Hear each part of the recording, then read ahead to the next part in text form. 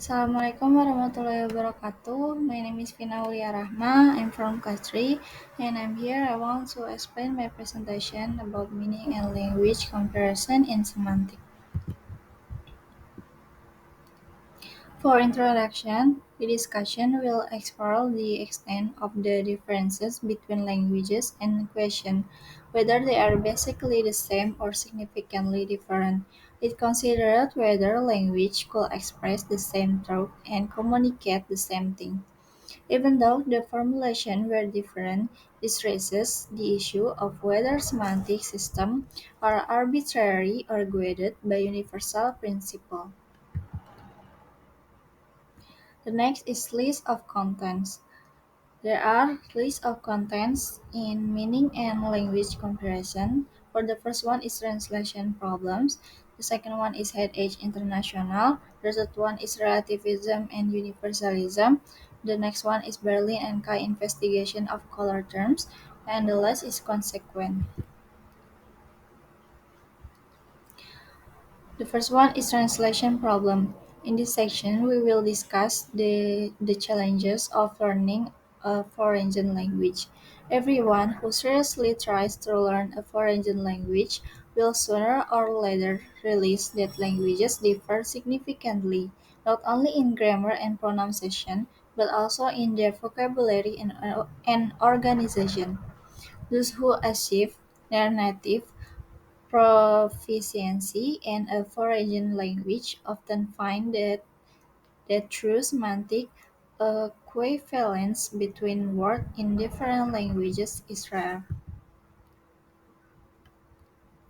Often, there are no terms that correspond in one language to term in another language. They might occur because the object in question does not exist where the other language is spoken or occurs in a shared semantic area. For example, in the field of work, English has the verb to work, which cover a variety of activities, both paid and unpaid. For example, in the kitchen or one's own garden. In physical and intellectual work, but in Japanese, there is no term that cover all these activities. The closest word is hataraku, but it does not include intellectual work. On the other hand, Japanese has a word asobu that can be used for any activity that is not work, like play, entertainment, or even doing nothing.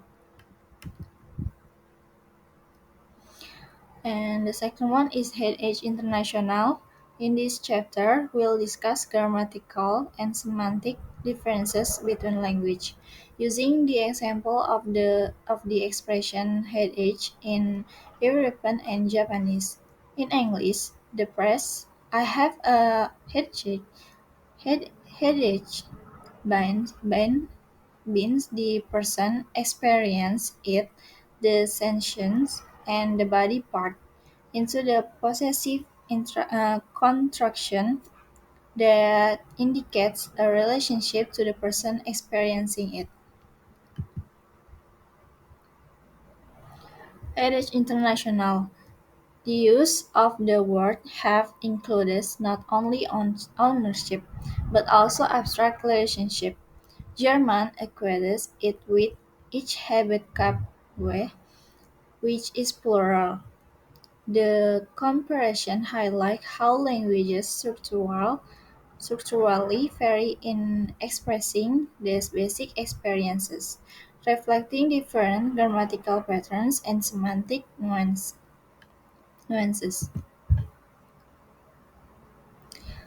And the next is relativism and universalism.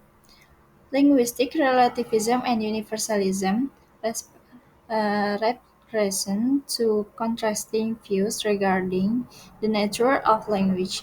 Linguistic relativism holds that each language is essentially unique basic because its grammar and lexicon are different, giving rise to different world views, and ways the thinking. This perspective attribute to linguistics such as Edward Sapir and Benjamin Wolf argues that language not only reflects but also influences the way speakers perceive and interpret their world. In contrary, universalism holds that all languages share the same basic principle rooted in universal grammar inherent in human genetic makeup. According to this view, human cognition, perception, and conceptual organization are universally determined, resulting in fundamental similarities between languages. Variation between languages are caused by cultural and environmental influences, reflecting the needs and development of a particular society.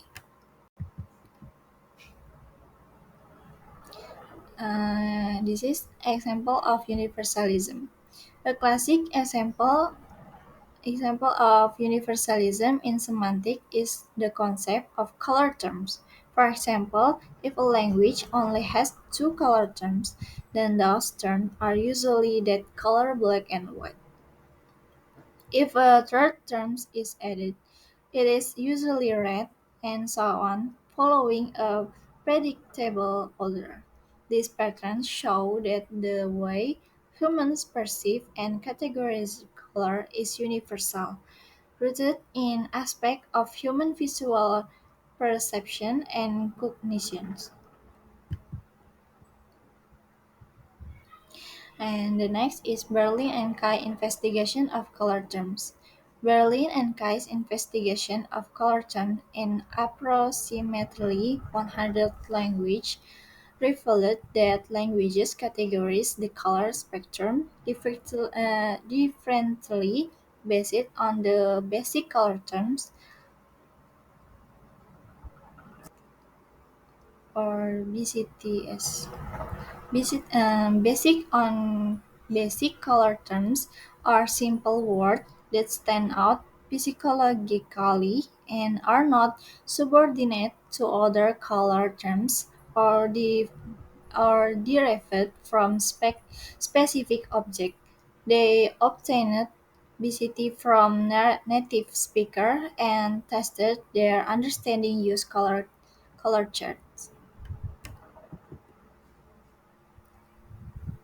The study found that although the number of language visitors varies, ranging from two to 11, there are only 11 universally recognized focus color: pure white, gray, black, red, orange, yellow, green, blue, purple, pink, and brown. These focal colors serve as reference points across language, even if those languages have fewer than 11 BCTs, indicating universal tendencies in the way colors are categorized despite linguistic variation.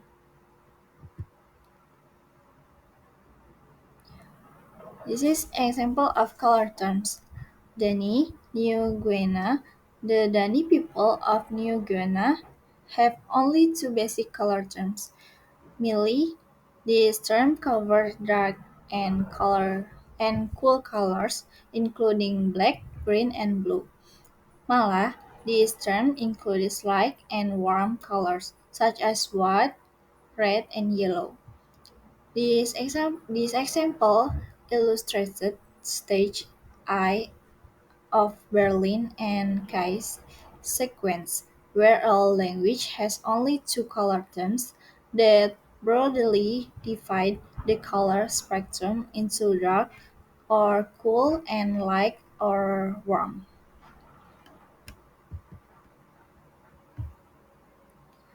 The next is consequence. Consequence refers to the implication or result that follow from a particular action, event, or set of or findings.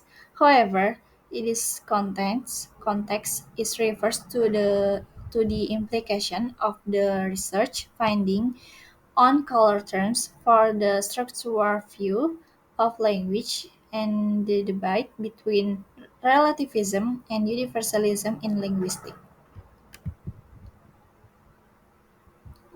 Consequence. For example, we can see animals, but we do not have specialist dog cell and cat cells. Animal concept like the meaning of the English word pig are not based on sense data alone, such as the visual appearance, although visual shape is probably part of the concept. When we think of the word pig, we don't just think of its physical form. We might also consider the sound pig makes, smells, behavior, habitat, and even information we know from general knowledge or personal experience about pigs. Okay, that's my presentation about meaning and language comparison and semantic. Thank you very much. Wassalamualaikum warahmatullahi wabarakatuh.